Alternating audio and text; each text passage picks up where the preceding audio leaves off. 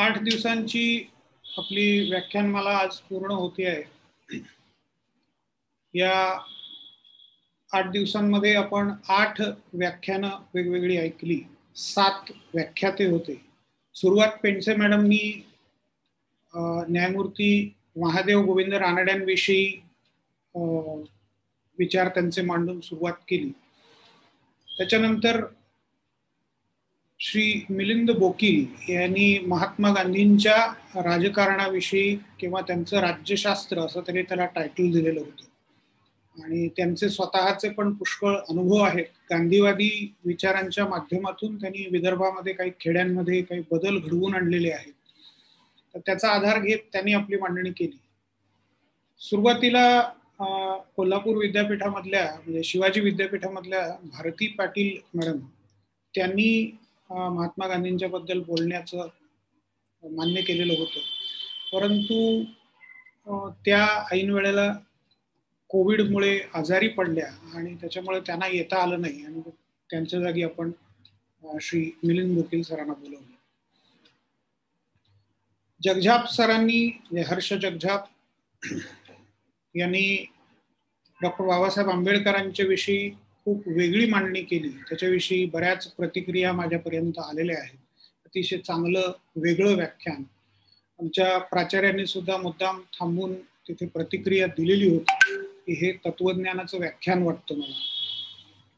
चौसाळकर सरांनी आगरकरांच्या संदर्भात आपली मांडणी केली.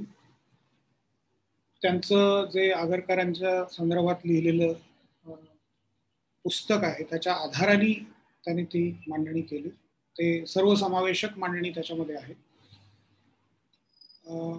प्राध्यापिका संजोत आपटे ज्या SP महाविद्यालयाच्या उपप्राचार्य, त्यांनी पंडित जवाहरलाल नेहरूंच्या बद्दल मांडणी केली. नेहरूंचा समाजवादी विचार असा त्यांचा विषय होता. त्यानंतर समाजवादी चळवळीतले कार्यकर्ते श्री सुभाष वारे यांनी लोहियांचा समाजवाद याच्याविषयी मांडणी केली. आणि काल आणि आज तुम्ही ऐकलं की प्राध्यापिका चैत्रा रेडकर यांनी टागोर आणि सावरकर यांच्या संदर्भात राष्ट्रवादाची अगदी सखोल चर्चा केलेली दिसते, चिकित्सक मांडणी केलेली दिसते. आता मी आमच्या ज्येष्ठ प्राध्यापिका गोखले एज्युकेशन सोसायटीचं बोरिवलीला जे आर्ट्स कॉमर्स आणि सायन्स कॉलेज आहे त्या कॉलेजमध्ये त्या राज्यशास्त्र विभागाच्या प्रमुख होत्या. आता त्या निवृत्त झाल्या. तर त्यांना विनंती करतो की त्यांनी या व्याख्यानमालेचा समारोप करणारं व्याख्यान आपलं द्यावं.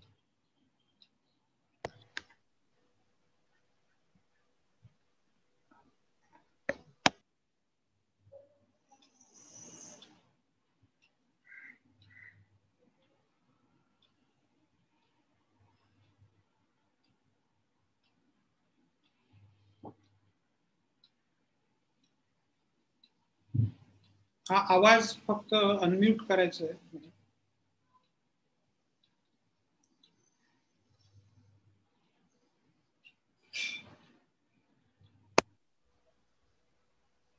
ठीक आहे. हो येतोय. सर्वांना नमस्कार. गोखले एज्युकेशन सोसायटीचं डॉक्टर TK महाविद्यालय, प्राचार्य डॉक्टर रोकडे, श्री शुभराज बुवा, या व्याख्यानमालेत सहभागी झालेले सर्व प्राध्यापक, सर्व वक्ते, विद्यार्थी, प्रशासकीय वर्ग यांचे सर्वप्रथम आभार मानते की ही व्याख्यानमाला यशस्वी करण्यामागे आपल्या सर्वांचाच हात आहे. प्राध्यापक बुवा यांनी ही संधी मला दिली त्याबद्दल मी अत्यंत आभारी आहे. भारतीय राजकीय विचार हे अतिशय महत्त्वाचा विषय असलेला असा हा व्याख्यानमालेचा जवळजवळ 22 जुलै ते 30 जुलै पर्यंत चाललेला हा कार्यक्रम हा अत्यंत यशस्वी झाला आहे याबद्दल बुवा सर व त्यांच्या महाविद्यालयातील सर्वांचं मनापासून अभिनंदन आणि ही संधी आपल्याला उपलब्ध करून दिली त्याच्याबद्दल कृतज्ञता. आजच्या समारंभाच्या प्रमुख वक्त्या डॉक्टर चैत्रा रेडकर, इतर सर्व उपस्थित यांच्या उपस्थितीमध्ये आणि त्यांचे आभार मानून आजचं हे समारोपाचं छोटंसं असं भाषण की ज्याच्यात या 7 वक्त्यांनी नेमकं काय सांगितलं याचा थोडा आढावा घेण्याचा शिष्टपणा करण्याचं काम मी करणार आहे. कारण त्यांनी जे बहुमोल विचार मांडले ते 2 किंवा 3 वाक्यांमध्ये सांगणं खरं तर खूप कठीण आहे, परंतु एक फास्ट रिव्हिजन ज्याला म्हणतो त्या पद्धतीची आज आता आपण पुन्हा एकदा घेणार आहोत. 22 जुलैचं व्याख्यान डॉक्टर अरुणा पेंडसे यांचं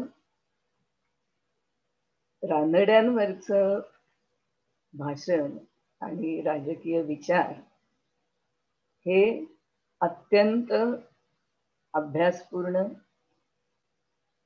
डॉक्टर अरुणा पेंडसे यांनी न्यायमूर्ती रानडे यांचे राज्यसंस्था व अर्थकारण विषयक विचार याचा सविस्तर आढावा घेत असताना त्यांच्या कार्याचा आलेख घेतलाच. उदारमतवादी, आर्थिक राष्ट्रवादी अनेक संस्थांची स्थापना करून त्यांनी जे काही अभूतपूर्व योगदान केलं आहे त्याचा आढावा घेतला. सकस नागरी समाज निर्माण होणं आणि त्या अनुषंगाने ब्रिटिशांच्या चौकटीत आर्थिक सुधारणा पण घडवून आणणं यांचा त्याने आढावा घेतला. आणि हे होत असताना ब्रिटिश सत्तेच्या आर्थिक शोषण व्यवस्थेचं पण त्यांना झालेलं दुःख त्यांनी वेळोवेळी प्रगट केलेलं आहे. शेती सुधारणा आवश्यक आहे, औद्योगिकरण आवश्यक आहे आणि सुशासन प्रस्थापित झालं पाहिजे हा त्यांचा विशेष आग्रह जो अरुणा पेंडसे यांच्या व्याख्यानातून आपण ऐकला आहे. आपले दुसरे वक्ते डॉक्टर मिलिंद बोकील यांनी महात्मा गांधींचे राज्यविषयक विचार मांडताना 3 टप्प्यातनं निवेदन केलं. महात्मा गांधींचे स्वातंत्र्यपूर्व विचार, स्वतंत्र भारत कसा असावा आणि अंतिम राज्यशास्त्रीय विचार. अहिंसा, सत्य, नीती या त्रिसूत्रांचा अवलंब करून व्यक्तीने जर आपलं आत्मबळ वाढवलं तर पर्यायाने समाज आणि राष्ट्र आदर्श होईल. Best government is the list government असा त्यांचा एक आग्रह होता. ग्रामस्वराज्य, विकेंद्रीकरण, समृद्ध खेडी यांचा आढावा पण मिलिंद बोकील यांनी त्यांच्या व्याख्यानात घेतला. महात्मा गांधींच्या द्रष्टेपणाचा विचारांचा परामर्श घेताना मिलिंद बोकील यांनी विनोबा भावे यांचा पण उल्लेख केला आणि ते करत असताना त्यांनी विनोबांची तत्व काही प्रमाणात आपल्याला सांगितली. स्वतःचे नव्हे तर स्वतःवर राज्य हवे, राज्य नव्हे प्राज्य हवे, प्रजेद्वारे चालणारे राज्य हवे, जे स्वकृत ते सुकृत, स्वशासन तेच सुशासन अशा पद्धतीचे विनोबाजींचे विचार त्यांनी आपल्या पुढे मांडले. आणि डाळिंबाची उपमा देत डाळिंबात जसा प्रत्येक दाणा स्वतंत्र रसदार असतो आणि तरी जोडलेला असतो ह्याचा बोकील सरांनी छान उल्लेख केला.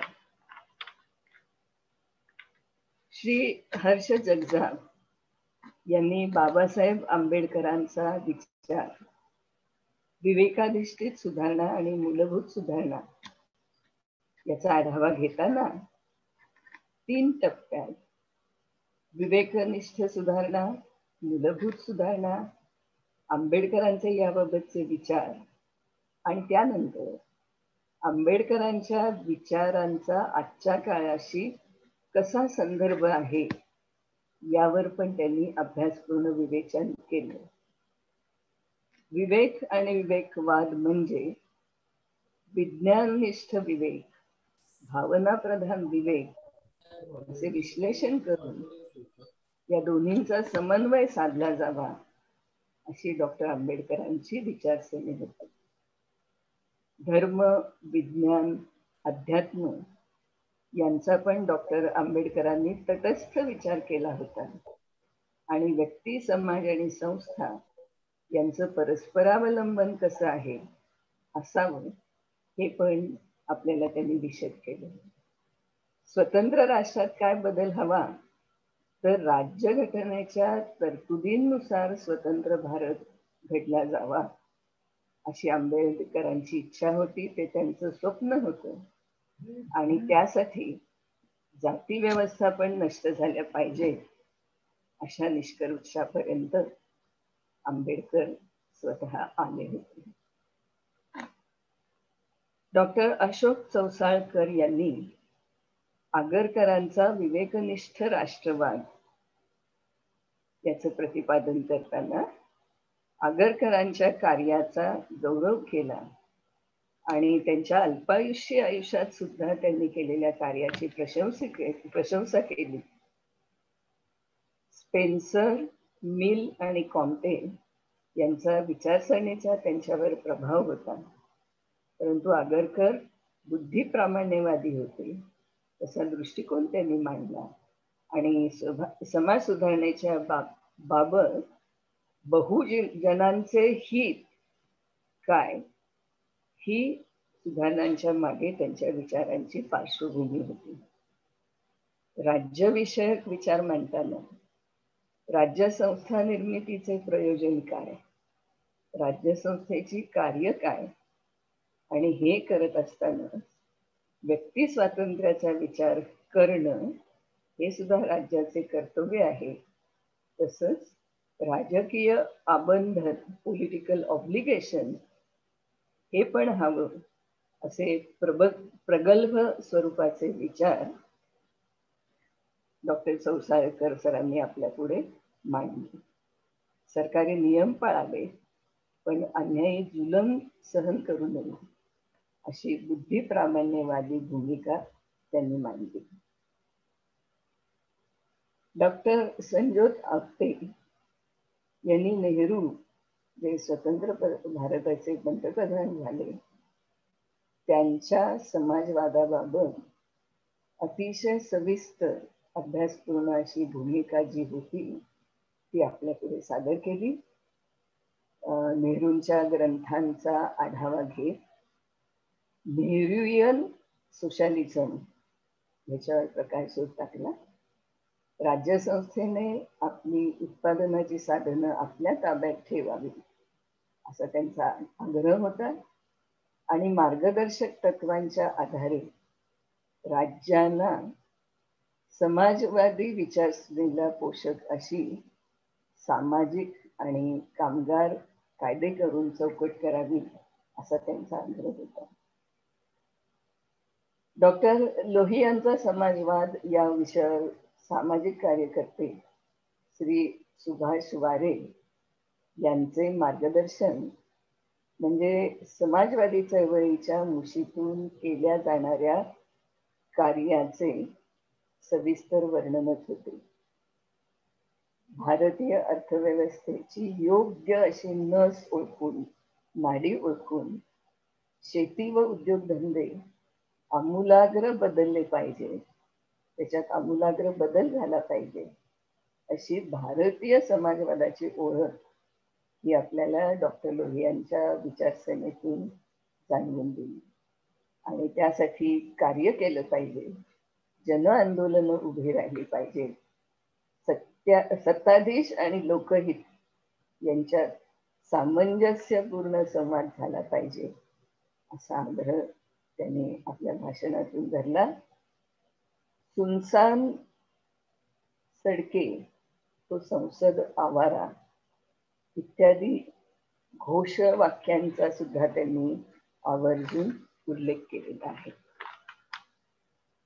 डॉक्टर चैत्रा रेडकर यांनी आपल्या प्रथम भाषणात राष्ट्रवादाचा सविस्तर सैद्धांतिक स्वरूपाचा आढावा घेऊन सावरकर व टागोर यांचा तुलनात्मक अभ्यास करून आपल्या पुढे जे आज सादरीकरण केले ते अत्यंत उत्कृष्ट होतं, अभ्यासपूर्ण होतं. डॉक्टर चैत्रा रेडकर ह्या अभ्यासू आहेत हे आम्हाला माहीतच आहे, त्यांची भाषणे पण ऐकलेली आहेत, परंतु तरी सुद्धा आजच्या भाषणातून अनेक नवीन मुद्दे जे त्यांनी मांडले त्याच्यावर खरोखर विचार करण्यासारखा आहे. भारतीय राष्ट्रवाद पाश्चात्य चौकटीत बसवला गेल्यामुळे काही प्रमाणामध्ये ज्या काही समस्या निर्माण झाल्या किंवा नागरिकत्वाची कल्पना सुद्धा किती वेगळी होती हे सुद्धा त्यांनी आपल्या भाषणातून मांडलं. टागोर यांचा राष्ट्रवाद हा अस्सल भारतीयच होता, परंतु त्याची भूमिका किंवा दृष्टिकोन ही कृत्रिम भौगोलिक सीमेपलीकडे आणि बंधुत्वाची होती असं त्यांनी आपल्या भाषणातून मांडले. त्यांनी 2 मुद्दे उपस्थित केले. भारतीयत्वाची नैतिक व सांस्कृतिक मुळं, म्हणजे राष्ट्रवादाला विरोध नाही, तर राष्ट्र म्हणून जी एक राष्ट्रीय संरचना हवी ती कशी साकारली जाणं शक्य आहे याचा विचार त्यांनी मांडला. नॅशनॅलिझमचं एक सैंद्रिय ऑर्गॅनिक मॉडेल असावं असा पण त्यांनी विचार त्याच्यातून मांडला. आणि भांडवलशाही म्हणजे आपल्या भारतीय संदर्भात कशी उपयुक्त आहे याचा विचार करताना त्यांनी सांगितलं की भांडवलशाहीचे चटके आपण सोसतोय ज्याच्यावर विचार होणं अत्यंत आवश्यक आहे. तर डॉक्टर चैत्रा रेडकर यांचं आजचं भाषण हे अतिशय उत्कृष्ट स्वरूपाचं होतं. आता मूळ प्रश्न इथं, या सर्व वक्त्यांनी जे आपले विचार मांडले अतिशय लॉजिकल आणि सर्वांना समजेल अशा सोप्या शब्दात हे महान विचारवंत आपल्यापर्यंत ज्यांनी पोचवले त्या सर्व वक्त्यांचे आमच्या सर्वांतर्फे आणि गोखले एज्युकेशन सोसायटी तर्फे मनपूर्वक आभार. आभार हा शब्द छोटा आहे, आपण सर्वांनी कृतज्ञता व्यक्त करावी, कारण हे ज्ञान आणि विचार आहे जे आपल्यापर्यंत या वक्त्यांनी पोचवले. आता विचार येतो की आपण यातून काय घ्यायचं. तृतीय वर्ष राज्यशास्त्राचा हा अभ्यासक्रम ठरवताना म्हणजे भारतीय आणि पाश्चिमात्य राजकीय विचारवंत हा अभ्यासक्रम सिलॅबस मध्ये समाविष्ट करताना एक लक्षात आलं की हे आपल्या विद्यार्थ्यांना कळलं पाहिजे, त्याचं ज्ञान त्यांना झालं पाहिजे, त्याच्यावर त्यांचा अभ्यास झाला पाहिजे. कारण आपले भारतीय राजकीय विचारवंत हे केवळ राजकीय विचारवंत नव्हते, तर ब्रिटिशकालीन परकीय राजवटीच्या काळात भारतीय समाज, अर्थव्यवस्था, सांस्कृतिक व्यवस्था, राजकीय पैलू असा देशाचा त्यांनी विचार केला. प्रखर देशप्रेम, सक्रिय राजकीय आणि सामाजिक सहभाग, त्याग व संघर्ष करण्याची तयारी, प्राचीन भारतीय तत्वज्ञानाचा अभ्यास ही सर्व वैशिष्ट्य या सर्व विचारवंतांच्या लेखातून आणि त्यांच्या कार्यातून आणि भाषणातून आपल्याला परिचित असली पाहिजे. भारतात राष्ट्रवादाचा पाया, उगम, विकास व त्यासाठी लोकांना संघटित करून लढा देण्याची प्रेरणा या सर्व विचारवंतांनी केली. केवळ विचारवंत राहिले नाहीत ते, तर त्यांचा सक्रिय सहभाग होता. या सर्व विचारवंतांना लोकांनी साथ दिली, स्वातंत्र्य संग्रामात सहभाग घेतला. त्यामुळे भारतीय स्वातंत्र्य चळवळ उभारली गेली आणि भारत स्वतंत्र झाला. आज आपण स्वतंत्र भारतातील स्वतंत्र नागरिक म्हणून या सर्व विचारवंतांचे ऋणी आहोत. त्यांना, या विचारवंतांना भारतीयांविषयी जी कणव, तळमळ, आस्था आणि भारतीयांचे प्रॉब्लेम, समस्या सोडवण्यासाठी त्यांनी सिद्धांत मांडले आणि कार्य केले. त्यामुळे या सर्व विचारवंतांचे आपण ऋणी असलं पाहिजे आणि हे भान आपल्याला असलं पाहिजे. सामाजिक, राजकीय, सांस्कृतिक व इतर अंगांचा सखोल अभ्यास करताना भारतीय लोकांच्यातल्या उणीवा, दोष आणि भारतीय लोकांची मानसिकता याचा अभ्यास पण सर्व राजकीय विचारवंतांनी केला आहे. आणि परिवर्तनाची नितांत आवश्यकता आहे हे आपल्या कार्यातून आणि आपल्या भाषणातून आणि आपल्या लेखातून त्यांनी प्रतिपादन केलं. स्वतंत्र भारताच्या आदर्श अशा राज्य व्यवस्थेचं स्वप्न त्यांनी पाहिलं आणि ते आपल्याला अंमलात आणायचं आहे. त्यांच्या विचारांना अंमलात आणायचं आहे, विशेषतः तरुण विद्यार्थी वर्गाने. प्राध्यापकांनी या तत्ववेत्यांचे विचार आपल्या अध्ययनाद्वारे विद्यार्थ्यांपर्यंत पोहोचवले पाहिजेत. केवळ राज्यशास्त्राचे अभ्यासक म्हणून नव्हे, तर एक जबाबदार नागरिक म्हणून आपल्या सर्वांची ही जबाबदारी आहे. नवीन समाज घडवायचा आहे, सकस लोकशाही घडवायची आहे आणि त्यासाठी सुजाण नागरिकांनी आज प्रयत्न करायला हवे.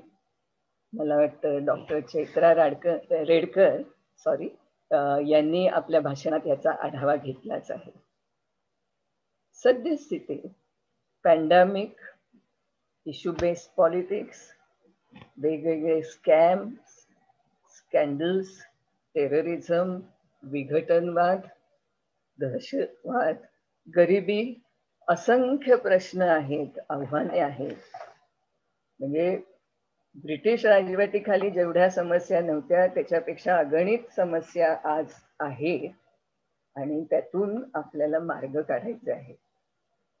आणि हे मार्ग काढण्यासाठी केवळ पश्चिमेची खिडकीच उघडायला हवी असे नाही, तर भूतकाळात तिजोरीत बंद ठेवलेल्या या सच्चा विचारवंतांची, त्यांच्या विचारांची कवाडे उघडून अभ्यासू वृत्तीने या विचारवंतांच्या पावलांवर चालत आपल्याला घडायचं आहे, इतरांना घडवायचं आहे आणि सकस समाज आणि राज्य व्यवस्था ही स्थापन करायची आहे. तेव्हा विद्यार्थी मित्रमैत्रिणींनो, अभ्यासू बना, अभ्यास करा, सकारात्मक विचार करा आणि YouTubeवर उपलब्ध असलेल्या या सर्व वक्त्यांची भाषणं वारंवार ऐकत राहा आणि त्याच्यावर मनन आणि चिंतन करून केवळ विद्यार्थी राहू नका, तर सक्रिय सहभागातून आणि चळवळींच्या माध्यमातून आपण नवीन भारत घडवूया, अशी या आजच्या दिवशी आपण सगळ्यांनी प्रतिज्ञा करूया. तर तीच खऱ्या अर्थाने या सर्व वक्त्यांना आपण दाद देऊया. आजच्या ह्या चर्चासत्रामध्ये किंवा या रादर 7 दिवसांच्या चर्चासत्रामध्ये अनेक जणांनी बहुमोल प्रश्न विचारले आणि त्या प्रश्नांची चोख उत्तरं सुद्धा, समाधानकारक उत्तरं ही सर्व वक्त्यांनी दिलेली आहेत. त्यांचे मनपूर्वक आभार. प्राध्यापक बुवा सर यांनी हा मोठा कार्यक्रम आयोजित केला आजच्या ह्या काळामध्ये, जिथे ऑनलाईन सर्व उपलब्ध करून घेणं हे सुद्धा एक मुश्किल काम होतं. त्याच्यासाठी प्लॅनिंगची आवश्यकता हवी होती, टेक्निकल स्टाफ हवा होता. महाविद्यालयाच्या व इतरांच्या सहकार्यांनी प्राध्यापक बुवा सरांनी हे छान प्रकारे आयोजन आणि नियोजन केलं आणि तो कार्यक्रम यशस्वी केला. त्याच्याबद्दल बुवा सरांचे आपल्या सर्वांच्या वतीने मी मनपूर्वक आभार मानते. प्राध्यापक बुवा यांचा परिचय गेले अनेक वर्ष आहे.